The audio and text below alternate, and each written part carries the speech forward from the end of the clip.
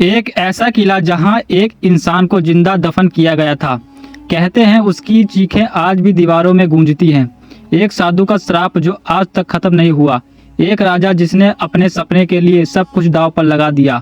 और एक रहस्य जो आज भी सुलझा नहीं है।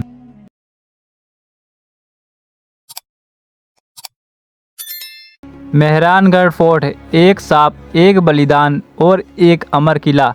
राजस्थान की तपती रेत, जहां दिन में सूरज आग बरसता है और रात में हवाएं पुरानी राज्यों की फुरफुसाहट को लेकर चलती है। उसी धरती पर आसमान को छूता हुआ खड़ा एक भव्य किला, मेहरानगढ़ फोर्ट। ये सिर्फ एक किला नहीं, ये एक कहानी है। एक ऐसी कहानी जिससे एक राजा का सपना है, एक साधु का सांप और इस एक इंसान का ऐसा बलिदान जिसे सुनकर आज भी रूह कांप जाती है। एक राजा का सपना। 15वीं सदी का समय था। मारवाड़ पर शासन करते थे राव जोधा। उनकी राजधानी थी मंदोर। मंदोर सुंदर था, समृद्ध था, लेकिन एक बड़ी कमी थी सुरक्षा को लेकर। खुला इलाका, चारों तरफ से हमले के लिए आसान। दुश्मन अक्सर अचानक हमला कर देते थे। लोगों के दिल में डर बस चुका था। रातों में पहरेदारों की आवाज़ें गूंजती थी और हर सुबह लोग यही सोचते थे। राव जोधा एक समझदार और दूरदर्शी शासन थे। उन्होंने समझ लिया था कि अगर राज्य को मजबूत बनाना है तो सबसे पहले एक अजय किला बनाना पड़ेगा। एक ऐसा किला जिसे कोई दुश्मन छू भी ना सके। एक पहाड़ी जो सब कुछ बदल देगी। जोधपुर के पास एक ऊंची पहाड़ी थी जिसे लोग भाउर चिड़िया हिल कहते थे। ये जगह इतनी ऊंची थी कि वहाँ से पूरा इलाका साफ दिखाई देता था।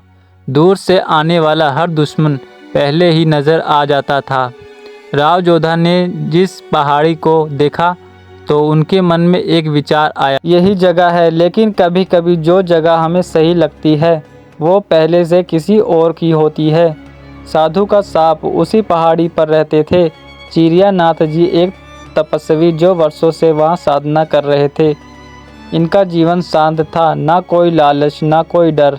जब राजा के सैनिक वहाँ पहुँचे तो उन्होंने साधु से कहा, यह जगह अब राजा की है, यहाँ किला बनेगा। साधु ने शांत स्वर में मना कर दिया, यह मेरी तपोभूमि है, मैं इसे नहीं छोड़ सकता। लेकिन सत्ता के आगे एक साधु की आवाज़ कम पड़ गई। उन्हें ज़बरदस्ती वहाँ से हटा दिया गया। सांप जो इतिहास बन गया। जाते जाते साधु ने मुड़कर देखा। उनकी आंखों में क्रोध था। उन्होंने कहा, तुमने मेरी शांति छीनी है। अब यह भूमि कभी शांत नहीं रहेगी। यहाँ हमेशा पानी की कमी रहेगी और यह किला पूरी तरह से पानी एकदम सूखा रहेगा। उस दिन से ये सांप आज भी जोधपुर में पानी की कमी को लेकर यहाँ से लोग जुड़ते हैं। क्या ये सिर्फ संयोग है या सच में यह अदृश्य शक्ति का काम कर रही है? बलिदान जो रूह कपा दे। सांप के बाद राजा चिंतित हो गए। दरबार में चर्चा हुई। ज्योतिष और पंडित को बुलाया गया। उन्होंने कहा, इस सांप को खत्म करने के लिए एक मानव बलिदान देना होगा। यह सुनकर दरबार में सन्नाटा छा गया। कौन अपनी जान देगा? तभी एक साधारण आदमी आगे आया, राजा राम मेघवाल। एक साधारण आदमी आगे आया, राजा राम मेघवाल। वह कोई योद्धा नहीं था, कोई राजा नहीं था, बस एक आम आदमी इंसान था। लेकिन आज उसका दिल असाधारण था। उसने कहा, मेरी जान से यह किला सुरक्षित होगा तो मैं यह बलिदान देने को तैयार हूँ। उस दिन उसे जिंदा किले के नींव में दफना दिया गया। कुछ कहते हैं उसकी चीखें आज भी हवा में गूंजती हैं। कुछ कहते हैं वहाँ आज भी इस किले के रक्षा करता है। राजा ने उसको बलिदान व्यर्थ नहीं जाने दिया। उसके परिवार को सम्मान दिया गया, जमीन दी गई और आज भी उनके वंशज को आदर मिलता है। 1459 ईस्वी में एक अजय किला का निर्माण शुरू हुआ। पत्थरों को काटा गया, हाथों से उठाया गया और एक एक करके जोड़ा गया। दीवारें इतनी मोटी बनाई गई कि तोपों का भी असर ना हो। ऊंचाई इतनी कि दुश्मन को हिम्मत टूट जाए।